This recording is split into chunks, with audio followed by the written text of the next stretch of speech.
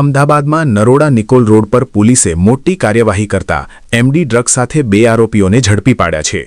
પકડાયેલા આરોપીઓના નામ રામપાલ બિશ્નોઈ અને મહેન્દ્ર બિશ્નોઈ હોવાનું સામે આવ્યું છે.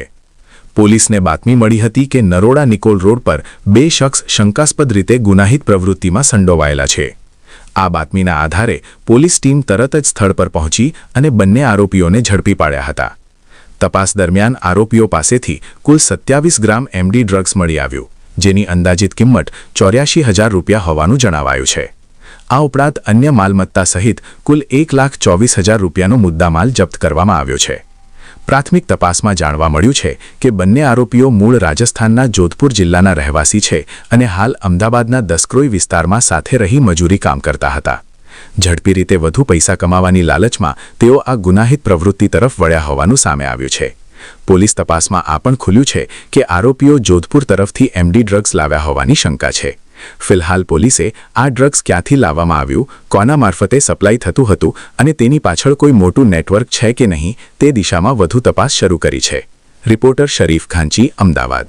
આજરોજ વહેલી સવારે કૃષ્ણનગર પીઆઈ વીએચ જોશી અને એમની ટીમને એક બાતમી મળી કે નરોડા નિકોલ રોડ ઉપર આરપી વસાની સ્કૂલ પાસે જાહેરમાં 2 લોકોએ ગુનાહિત પ્રવૃત્તિ એનડીપીએસની કરી રહ્યા છે.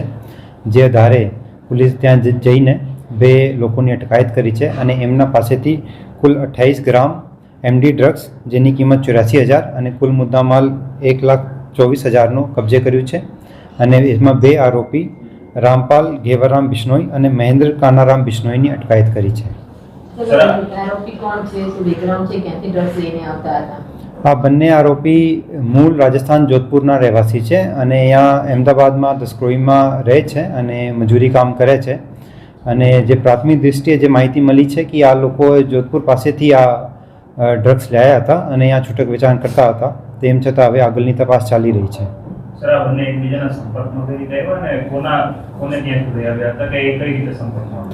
એ બંને જોધપુરના જ રહેવાસી છે અને અહીંયા પણ સાથે રહે છે અને સાથે કામ કરે છે એક જ જગ્યાએ. અત્યારે પ્રાથમિક દૃષ્ટિએ તો એનું કોઈ ગુનાહિત ઇતિહાસ તો ત્યારે સામે નથી આવ્યો. તેમ છતાં એની પૂછપરછ ચાલી રહી છે અને તપાસમાં બધું વિગતો સામે આવશે. એ મજૂરી કામ કરતા હતા તો પૈસા કમાવા માટે કર્યું હોય એવું પ્રાથમિક દૃષ્ટિએ જણાઈ આવે છે. છતાં જે તપાસમાં સામે આવશે એની વિગતો આધારે અમે આગળ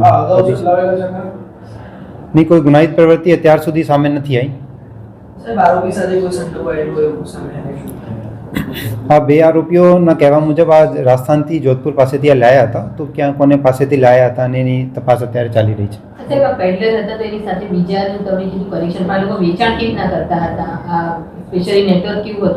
અહીંયા અમદાવાદમાં અલગ અલગ વિસ્તારમાં છૂટક વેચાણ કરતા હતા.